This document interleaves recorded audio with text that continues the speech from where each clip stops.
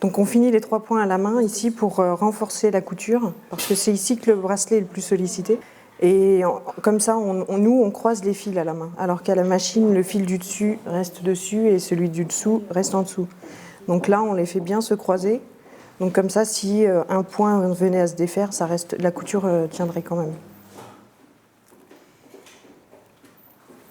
Ensuite, je vais taper la couture, ce qui va permettre de resserrer un petit peu la tranche et de faire rentrer le fil à l'intérieur du cuir pour pas qu'on l'use prématurément avec les frottements.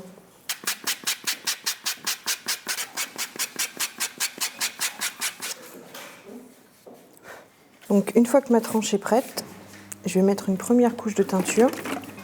Ensuite, je vais venir faire un filet double pour souligner la couture et refermer la tranche pour bien sceller la tranche.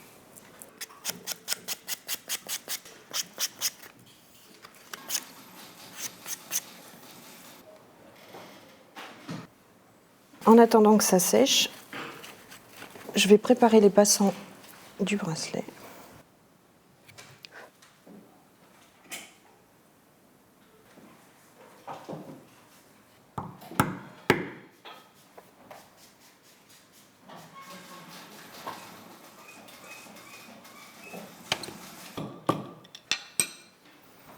Je vais remettre un petit peu de teinture sur la rajouture pour bien cacher l'endroit où j'ai fait ma parure. On peut revenir à celui-ci.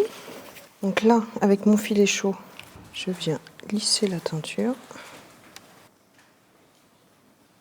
Et je viens mettre de la cire d'abeille.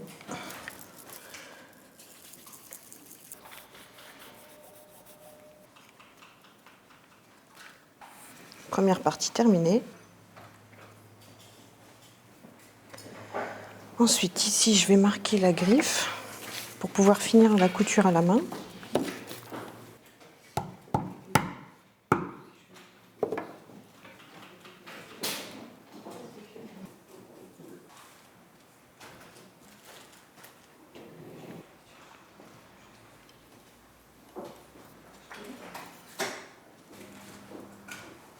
Et je remets un petit point de colle. J'utilise un gabarit en laiton pour former les passants et taper la couture.